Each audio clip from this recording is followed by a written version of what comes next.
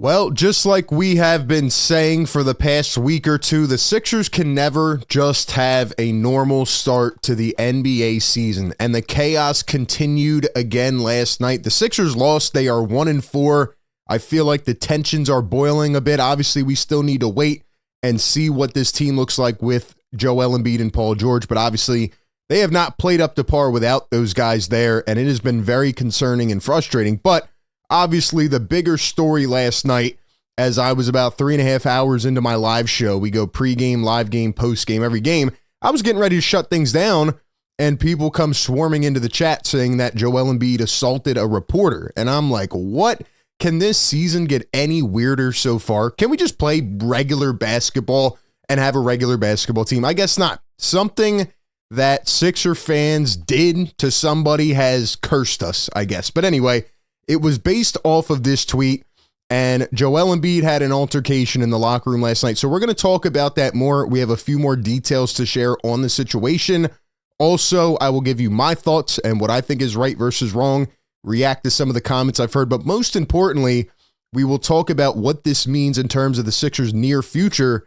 Could Embiid get suspended for this incident? So we'll talk about all that and more. But welcome into Philly Take with RB. Do me a favor, like the show, subscribe to the channel, help us get to 40K subscribers.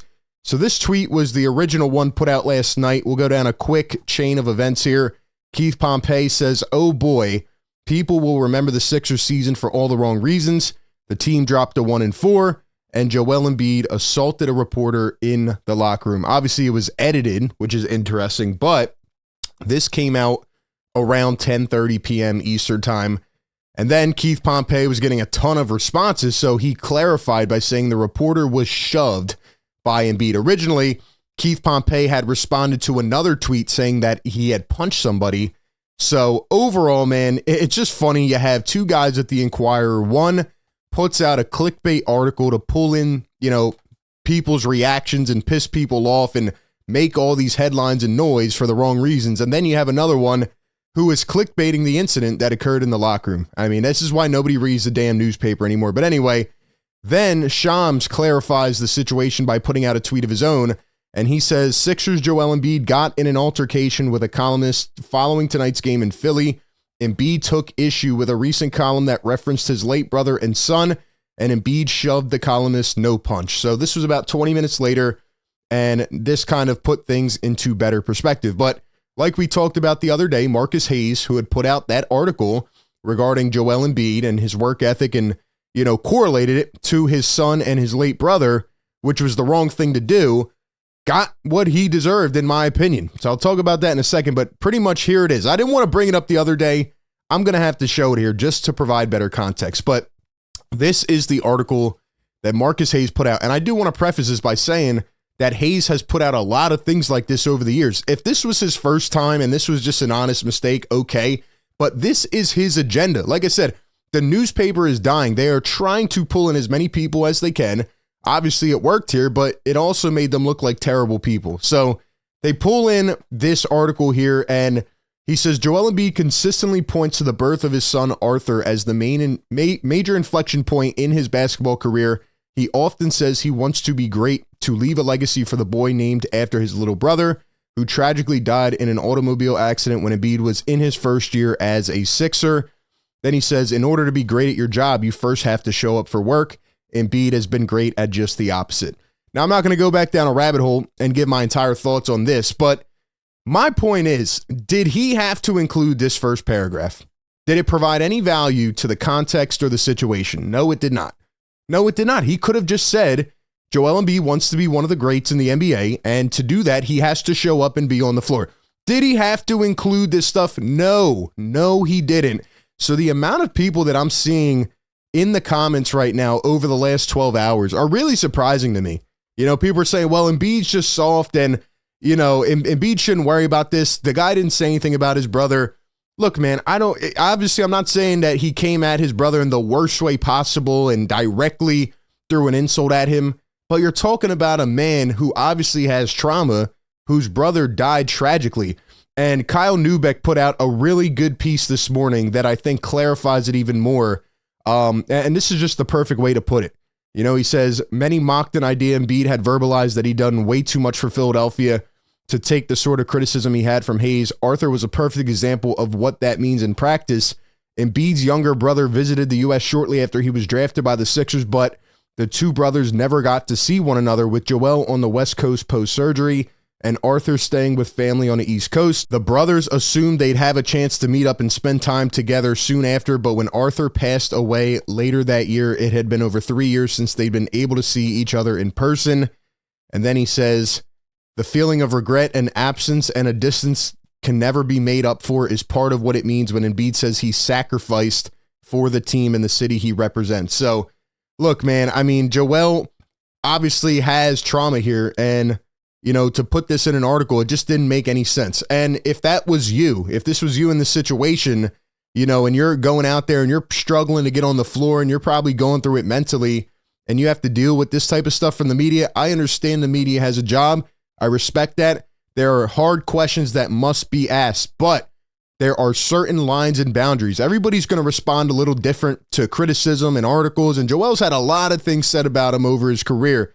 But there are just certain lines in the sand that you just don't cross, man. And bringing a guy's family into a piece about basketball and about his work ethic is a boundary that you just do not cross. Marcus Hayes crossed the line, and quite frankly, I have no problem with Joel Embiid going up to Marcus Hayes. He didn't punch him, you know, he didn't beat him up entirely. He just went up to him. They had some verbal exchange, and he gave him a shove and said, yo, don't talk about my family. I am perfectly okay with Joel Embiid standing on business and telling him, you know, keep that out of it. But anyway, here is a little bit more clarity on what happened during this event in the locker room from Kyle Newbeck of PHLY. We go to the locker room. Joel is seated in there. Marcus Hayes, who everyone knows was on Joel's radar this week, gave a lengthy quote, taking shots at him yesterday. Marcus was present in the locker room, and the second that Joel realized he was there, got into a verbal back and forth. Obviously, we can't repeat many of the words that were said on this show. The basic gist of it was basically, you can say I suck, you can say whatever you want about me as a player. Don't ever put my dead brother's name in your mouth. Don't talk about my family. Don't bring them into this. You want to talk to me like a man and talk to me about basketball. That's different. But if you ever talk about my family again, we're going to have real problems. They go kind of back and forth. And at some point, let's say 90 seconds to 2 minutes into this back and forth, Joel shoves him. Team security steps in. Players kind of surround the situation, and everyone kind of dispersed. During all this, so that's pretty much what happened. You know, Joel gave him a shove. Then they, you know, got separated, and then they went their separate ways. Should Joel Embiid have shoved a reporter? Typically, I would say no. You don't want to put your hands on a reporter. That's going to, you know, provide more consequence from the NBA side of it. And, you know, he's probably going to get in trouble regardless. And this was a quote that he had said last night, apparently. Quote, the next time you bring up my dead brother and my son again, you are going to see what I'm going to do to you, and I'm going to have to live with the consequences. So, look, Joel Embiid's not soft, man. All these people want to call him soft and he's a troll and this and that. Joel stood on business. Now they're going to get mad. Now they're going to try to flip the narrative. The national media is going to try to spin it on Joel because he stood up there and stood his ground against the guy who crossed the boundary. I don't think so, man. Don't ever call him soft again. Question is, will Joel get suspended? Yeah, I think he will. But what I'll say is that if the NBA suspends him for more than a couple games, I think that the precedent it sets is that it's okay for the media to, you know, cross these lines and get personal and attack these guys' families and pretty much have no consequence, no repercussion at all.